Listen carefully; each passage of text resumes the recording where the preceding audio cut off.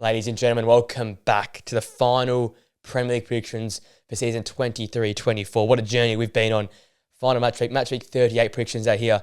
First, I just want to thank you for the support on this series and on the channel over this season. It's obviously been the debut year for the channel, a lot of Premier League based content, so I appreciate you guys tuning in every single week, especially this prediction video. It's been a channel favourite, a stalwart on the channel, and each week I've somehow managed to be consistent with it, so I appreciate all you guys for supporting the channel. Recently reached 500 subscribers, only up from here, but this series throughout the Premier League season has been massive for viewer count and subscribers. So appreciate anyone who's joined, subscribed from this video and for sticking with it throughout all 38 match weeks. That's much appreciated. With that all being said, ladies and gents, we come into this match week on 224 of our prediction points, adding 10 points from the last game week, which is pretty decent considering we had about 12 or 13 games we previewed, so not too bad. If you're somehow new here in the final match week and you're wondering how our point system has worked all year, 3 points for the correct scoreline, 1 point for the correct result predicted, and obviously 0 for neither. On 224 now, going to the last match week, if I get another 6 to get 230, I think it's around 6 and a bit prediction points per week, which sounds pretty average, but we'll take it, I guess, on the season average. We've had some really good weeks and some really poor weeks, but hoping to finish off a bit of a high here and get into the last week's predictions.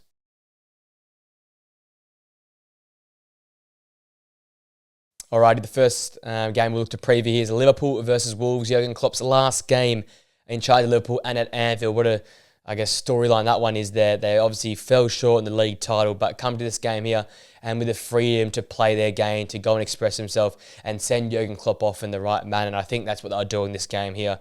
Wolves have nothing to play for. Have struggled. I think 2 wins in the last 10 games in Premier League football. Haven't really produced in the final third. You got Hwang, you got Cunha back now. João Gomez in that midfield alongside Mario Lemina. So there's players there that have returned, but they just haven't been good enough for me over the last few weeks, and they've got nothing really to play for. I think at Anfield with Jurgen Klopp's final game, I expect Salah to produce a masterclass. I wouldn't be surprised if Alexis McAllister plays at his best. And then obviously the likes of Trent Alexander-Arnold and Alisson, they'll be fired up. That is their guy. Van Dijk as well. That's been their guy. He brought these guys in. They'll perform at their best. And I think it'll be a classical Liverpool type performance. I've got them winning this game 4-1. I think Wolves will find a way on the counter-attack. But if Liverpool can maintain control in that midfield there, not allow Wolves to pounce on your counter-attacks, don't give them many chances, it could be a 65-70% possession domination type game here.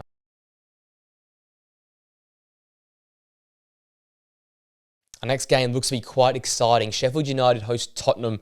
And again, because these are also dead rubbers, we'll be seeing teams going after it. Sheffield United obviously have been much improved since going down. I think it's just the freedom, right? Freedom to play your football, players playing for contracts.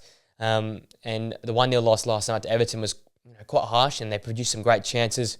They took it to a very informed Everton team. So I can see them continuing that sort of form here at home. And I expect it being a high-scoring affair with no real midfield control. I think it'll be bypassed a lot in this game here. For Sheffield United, the key is just to play with pace, try and expose Tottenham's high line, maybe absorb some pressure through periods, and just to limit the mistakes you make at the back, because then you can try and get something out of this game. And for Spurs, I guess, now not in Champions League football, it's a free hit just to show what you're all about. I think it's a chance for Maddison and Son to get back into the swing of things. Obviously, the last game of the season, but you want to end it on a high. You started the season on a high. Injuries hurt you guys, and you've come back poor to end the season. Can they finish in the right note? I think Son, and Maddison, Brennan Johnson are lifting this game as well. They also had a tough 2 games from the last time out. The 2-1 win versus Burnley was impressive, but the 2-0 loss versus Man City showed signs of progression being there, but just missing clinical opportunities. I think that's the difference with Spurs this season. If they take their chances, like they will, if they can in this game here, they'll go a long way to win this game quite comfortably. But if they don't, it'll be a bit of a scrap fest. I think whoever can control that midfield area and can prevent the back and forth ping pong type affair will control this game and get a stranglehold of it. I've got Tottenham winning this game 5-2 purely because they've got the more dynamic, dangerous attacking talent. And I think that will show in this game here.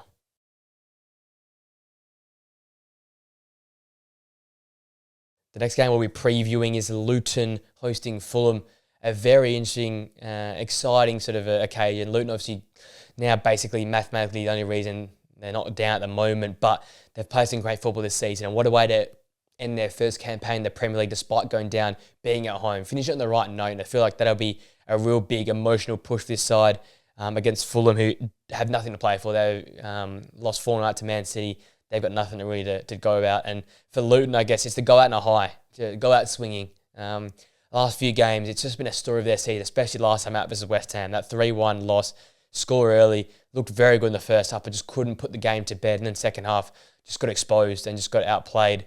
So I think in this game here, start strong again, put Fulham to the sword early on, get them out of the game, knock them out for the count in the first half, and then to control the second half, and hopefully get a final win on home soil in the Premier League before going down to the Championship. I think the likes of Carlton Morris, Alfie Doughty's, the Adebayos, these will be the difference makers for me. If these guys can lift and play at a higher level, especially with Ross Barkley likely to miss with that calf injury, I think I can see Luton get over the line. Yeah, I think with Fulham nothing to play with, Luton being at home with their final game this season, they probably get over the line for me. I've got them scraping this in a 2-1 result. I think it will be one in the first half though.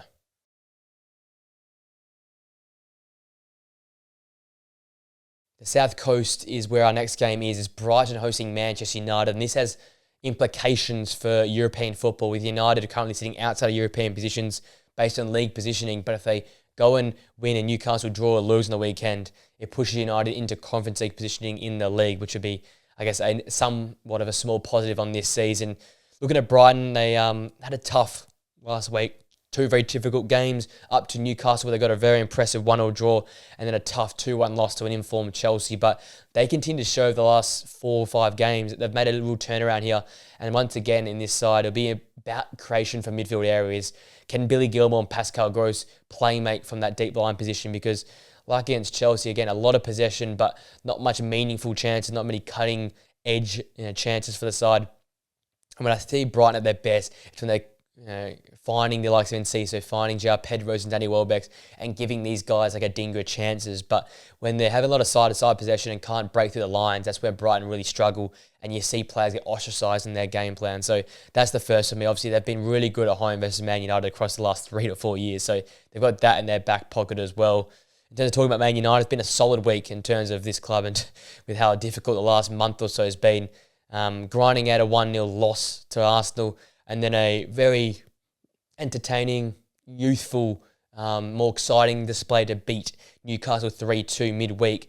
They look to carry that momentum into this game versus Brighton. I feel like if United can get off to a quick start, if you can get the ball in the feet of Bruno Fernandes, and if Amrabat and Kobbie Mainoo can control that midfield and not allow Brighton to gain too much possessional control, United will be on top of this game, and I can see them getting through with a win. But I think with United travelling away, some tired legs in midfield areas, the rotations that have lacked for Manchester United, and Brighton sort of coming into some form come the back of the season, I'm seeing it being an exciting score draw. I've gone with a 2-2 result. I feel like United, you can never trust them with a lead, and I feel like Brighton will come back late to nick a point in this final game of the season.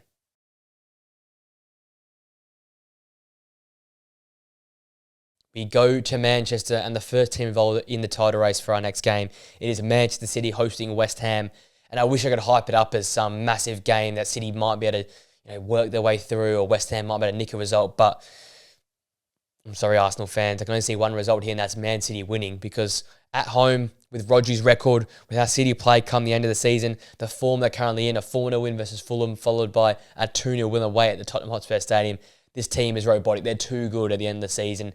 And with the form De Bruyne's in, the form Haaland's in, the way Foden keeps popping up for goals, how solid they are in midfield areas, and the plethora of defensive options, with Ortega in amazing form coming in for Edison, I can't see West Ham having even half a chance.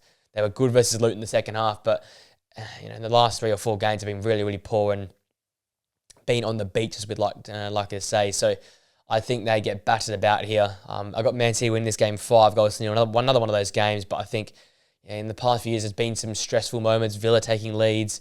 Liverpool at times in these past title races being in front at certain moments, but City find a way to win, and especially against a West Ham team that's really out of form. I can only see this game going in the favour of the citizens, and they'll win the Premier League title.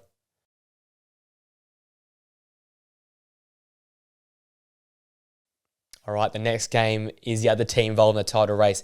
It's Arsenal host Everton, who, once again, I think I can see Arsenal just battering this team as well. But unfortunately, they are the points behind Man City. And if both teams win, they don't win the title. But if for some reason City start to slip up, this Arsenal team and the form they're in, they will batter Everton, I feel like. At home, final day of the season, Kai Havertz in fantastic form. Martin Odegaard wasn't that great versus Man United, same as Saka, but they're always so dangerous. And I tell you what, that back four have been fantastic. Tomiyasu alongside Ben White, Saliba, and Gabriel at centre half. This back four has been unbreachable, unpenetrable, and they've been fantastic. Against Manchester United, there was a few counter-attacking chances United had, but they were snuffed at always by that Arsenal back four. They continued to have this great run in 2024 where they haven't lost many games of football, and they'll probably look back at the Aston Villa result as being the one that cost them the title in the end. Can tracksuit Dice cause any problems? I don't think so. Everton have been on a great run of form, but when it comes to this final day of the season, with Arsenal playing for a title and Everton playing for nothing, I think Arsenal blow them out of the park. I've gone with an Arsenal 4-1 win. I think Everton might nick a goal in between there, but Arsenal control from start to finish. Just a matter if City will drop points or not.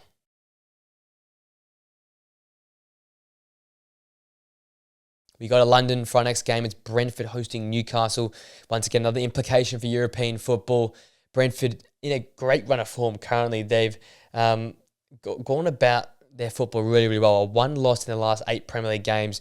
The last few months have been fantastic.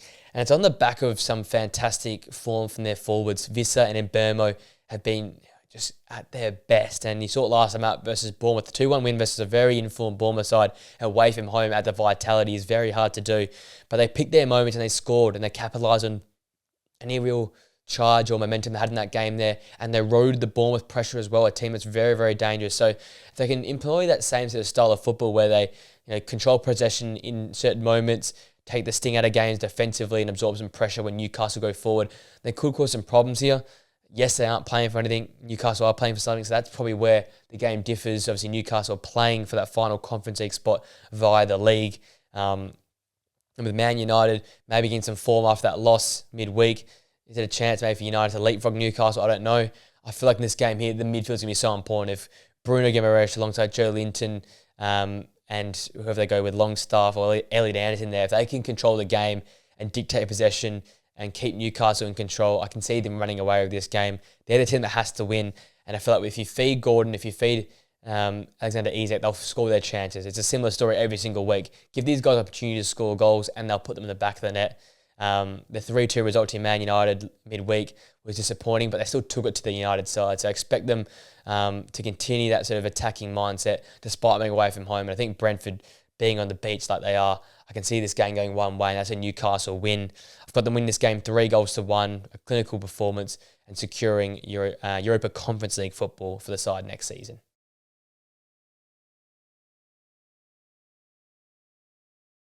Our next game is my most exciting game from the weekend. It's Crystal Palace hosting Aston Villa, 2 fantastic attacking units that are both in some very, very good form. Talk about Palace, unbeaten in their last 5 games. I did that video about them, which blew up on Sunday morning here in Australia. They've been fantastic under Oliver Glasner. Reform with his high energy, high pressing, and high possession style of football where they get at teams.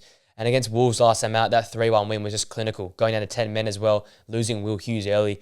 They did it, not the easy way, but Eze, Elise and Mateta on the score sheet, all linking up together and producing some of their career best football right now. And I feel like if they can carry that form and momentum over this game here, they'll cause Aston Villa a lot of havoc.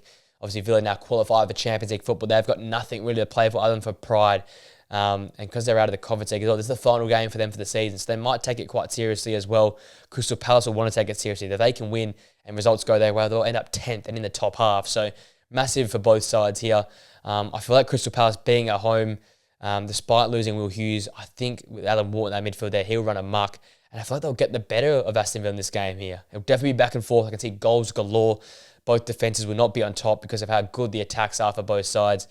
I think, though, as I said, Crystal Palace at home with the momentum they're carrying, with Oliver Glasner's style of football right now, really working at a high level, and Villa really struggling against those high-energy, high-pressing teams.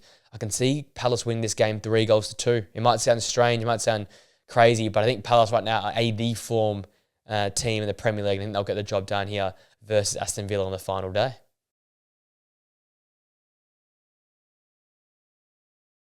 The penultimate game is a dead rubber. It's Burnley hosting Nottingham Forest out there at Burnley. They're obviously going down. Another team who's sort of somewhat turned around since their relegation was basically confirmed. But again, just not good enough for me, not enough quality. These young signings they've made just haven't done enough for me. They took it to Tottenham in the early moments within their 2-1 loss, but not good enough for long enough this season. That's a summary of their year. And defensively, so many mistakes in their game that have continually exposed them. I feel like against a high energy, high pace Nottingham Forest side that have got informed players like Morgan Gibbs White, like Hudson-Odoi, like Danilo and Ryan Yates in midfield. I think they'll overrun this Burnley side. It'll be a scrappy old affair. Both sides aren't great in front of goal. As such, it's going to be a low-scoring game. I've got Nottingham Forest edging this one 2-1. They technically are still not safe, but with their goal difference benefit over Luton, it's basically a free hit for this Nottingham Forest side in this game here.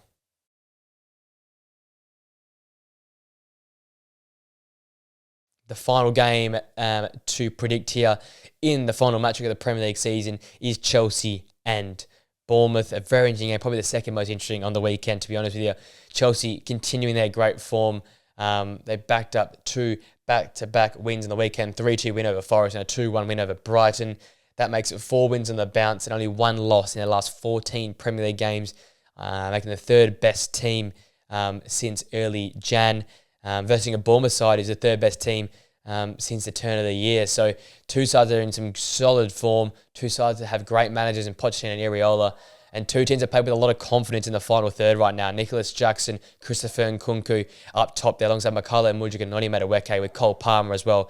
There's dynamism, there's attacking football deluxe for Chelsea there, and they'll constantly be a threat for that Bournemouth side to handle. So can that Bournemouth back line with Ilyasar Barney, Lloyd Kelly, Adam Smith and the like, can they hold up? That's the question we ask, because last time out, that 2-1 loss to Brentford, they just didn't defend well enough for my liking. They had big moments in that game which they didn't really convert. They weren't clinical enough, and that hurt them. So in this game here, can Bournemouth be solid enough at the back to stop this informed Chelsea front line? And can they take their chances themselves? Can Semenyo, can Kluivert, can Solanke be more clinical and take their opportunities? Because obviously last time out, yes, they got a few ruled out for VAR calls, which some were dodgy. But against the Brentford side, I expect them to put them to the sword. Obviously, going to the bridge as well, it gives advantage to Chelsea. I think their current form, the good vibes, the performances from their front line gives them the edge for me. I've got them win this game 3-1, but as I said, it's going to be a tough game with 2 teams in fabulous form and both playing some fabulous football right now.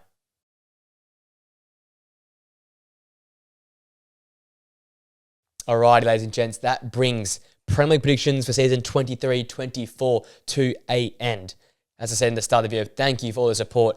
If you've hung around, please make sure to smash a like on the video, subscribe to the Players Zone channel, and press that post notification bell so you know we upload more videos, because this isn't the end now. We move into obviously the Champions League final, and then the Euros and the Copa Americas coming in the summer as well. So I've got a lot of exciting concepts, video ideas to come there, potentially some new in real life football videos to come as well. So keep your eyes tuned to the channel, share the channel with mates who enjoy this type of content.